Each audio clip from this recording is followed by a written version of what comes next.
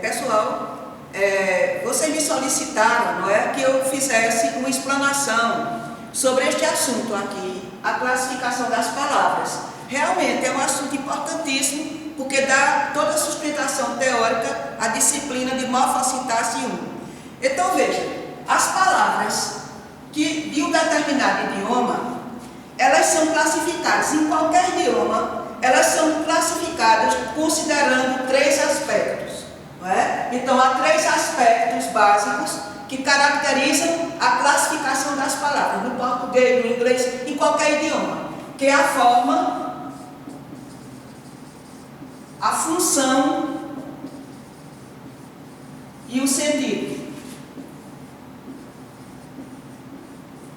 Então, a forma, a função e o sentido faz com que essas palavras, eu diria, todo esse cabedal de palavras que constitui o léxico da língua, ele se organize dentro dessa classificação.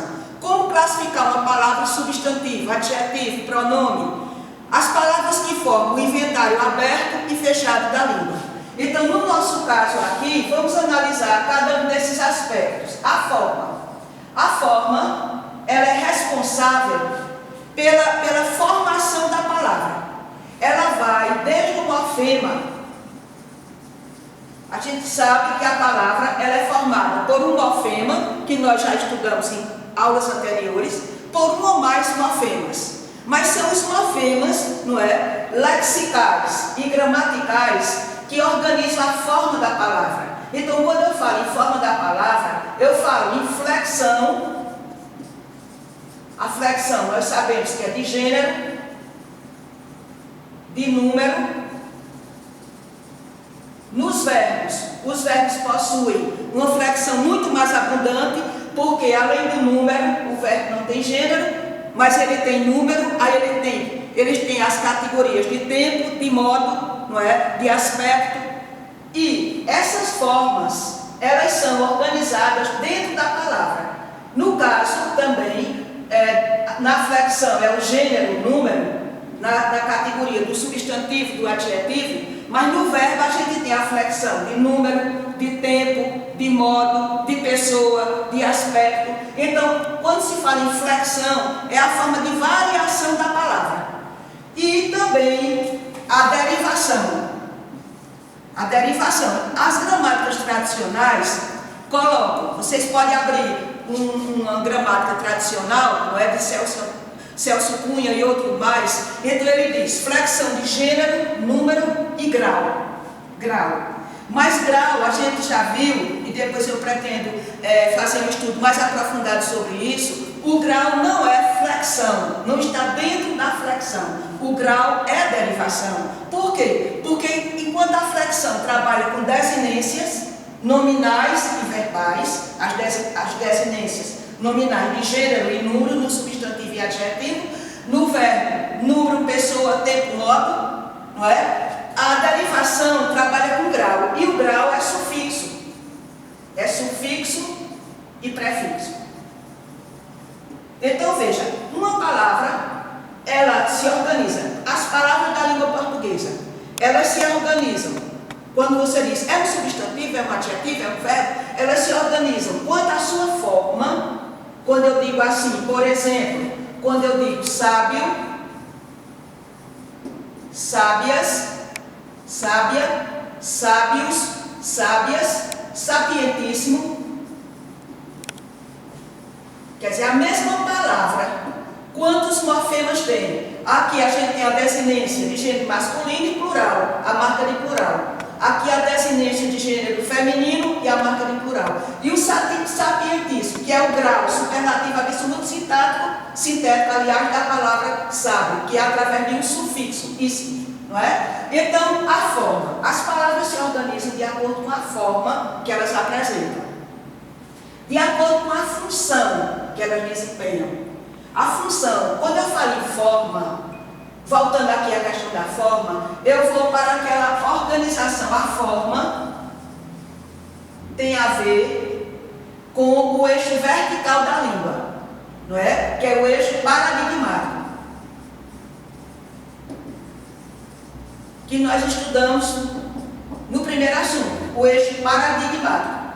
Ou seja, ou eu digo sábio, ou digo sábia, ou digo sapientíssimo. É dentro desse eixo vertical, paradigmático. Quando eu falo em função, a função está no eixo sintagmático. Sintagmático, que é justamente o eixo horizontal.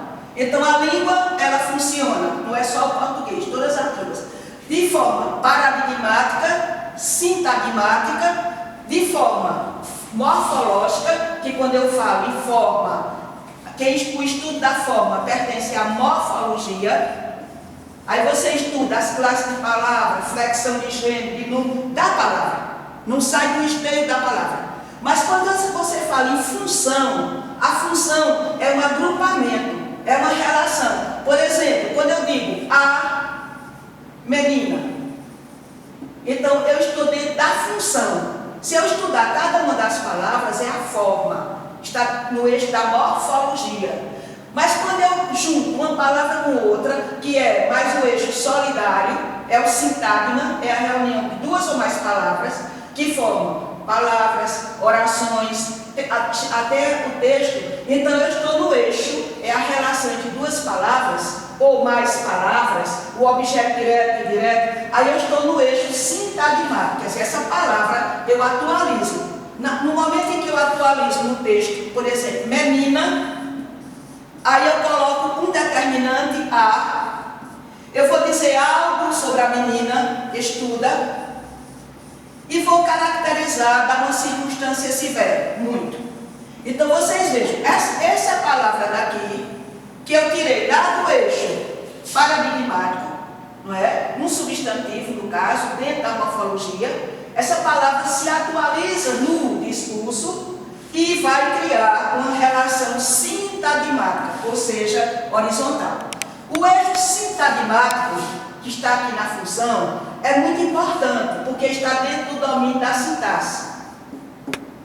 Da sintaxe, não é? Então, a sintaxe é responsável pela concordância de gênero nominal, verbal, pela regência nominal, verbal, pela colocação, próprios, ecos, mesóclicos, etc. Porque uma palavra em si, quando você pega a palavra em si, você não está analisando sobre essa vertente da sintaxe. Agora, quando essa palavra estabelece relação com outra, dentro de um enunciado, maior ou menor, de um sintagma nominal, a menina, ou um sintagma oracional, a menina estuda muito, então aí nós estamos dentro da função da sintaxe. E o sentido, gente, que está na semântica, o sentido permeia toda essa organização gramatical. Às vezes é o sentido, às vezes o sentido tem assim, um papel importantíssimo. Por exemplo, quando a gente vê o adjetivo, eu digo assim, novo funcionário. Novo funcionário. E quando eu digo funcionário novo,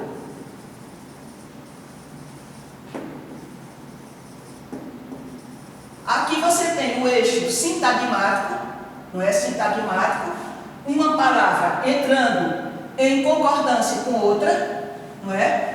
Quando eu digo que novo aqui é o adjetivo, eu estou no âmbito da morfologia.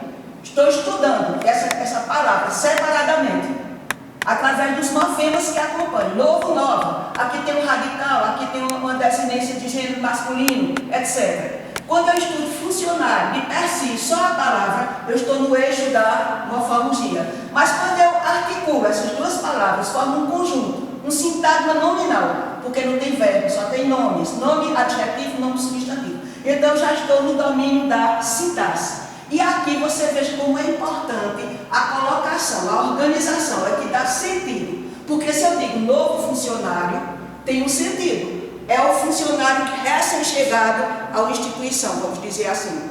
E funcionário novo é aquele funcionário que, em termos de idade, é o funcionário que tem menos idade, não é? É o mais jovem.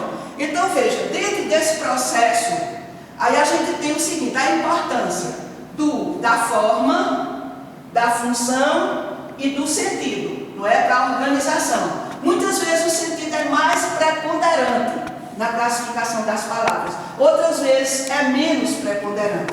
Então, a forma, a função e o sentido são muito importantes quando a gente diz, é o sentido formal, é o sintático, não é? E é o semântico. Aí veja, antes de passar mesmo para a classificação das palavras, aí nós vemos o seguinte, a gramática tradicional assume, muitas vezes, características muito, eu diria assim, filosóficas, subjetivas, a vertente grega da gramática tradicional. Ela assume, assim, essa característica muito filosófica, subjetiva na classificação das palavras. E, principalmente, na classificação das 3 classes de palavras que formam o inventário aberto da língua, que é substantivo, adjetivo e verbo, não é? Então, veja, nesse processo, aí nós temos o seguinte, veja a contribuição importante, a classificação da palavra. Eu dizer se uma palavra é substantivo, é um adjetivo ou verbo. Porque, como eu disse a vocês em aulas passadas, as classes de palavras, elas estão organizadas no inventário aberto e no inventário fechado. O inventário fechado, que vai do artigo, o pronome, o advérbio, a preposição, a conjunção, está lá na gramática. Pertence ao mundo da gramática. Não é? São os gramemas que pertencem ao mundo da gramática. Mas identificar se uma palavra é substantivo, se é adjetivo, e quantos adjetivos tem, quantos substantivos tem. Então é um conjunto infinito, porque essa palavra se liga ao contexto oracional e ao mundo extralinguístico. Então, se você quer saber o inventário fechado da língua, você pega uma gramática e você estuda, porque é um conjunto finito, com exceção dos numerais. Os numerais ficam como conjunto finito e infinito. Mas se você quer saber como uma palavra é substantivo, adjetivo ou verbo, aí você tem que realmente passar para essa classificação que eu vou apresentar a vocês. Veja, a definição de cada uma dessas categorias gramaticais, substantivo, adjetivo e verbo, obedece a critérios. Os critérios, né? Para definição das palavras, os critérios formais, o critério formal, morfológico, o critério sintático, dentro da função que desempenha, e o critério semântico, o sentido da palavra, não é? E o sentido das orações. Gente, na questão desses critérios, esses 3 critérios, então eu gostaria de começar esse tópico classificando cada uma das palavras, porque depois eu vou pegar gramáticas e gramáticas numa linha mais tradicional, estruturalista muitas vezes, e numa linha mais da linguística da enunciação, numa linha mais pragmática, para vocês sentirem como é que esses autores, esses gramáticos, classificam as palavras. Se eles estão mais numa linha tradicional ou se eles estão numa linha mais discursiva, argumentativa, dentro de um ponto de vista da língua, do idioma, enquanto uso, enquanto prática linguística, enquanto enunciação, dentro de uma circunstância, de um evento textual. Aí isso é outra aula.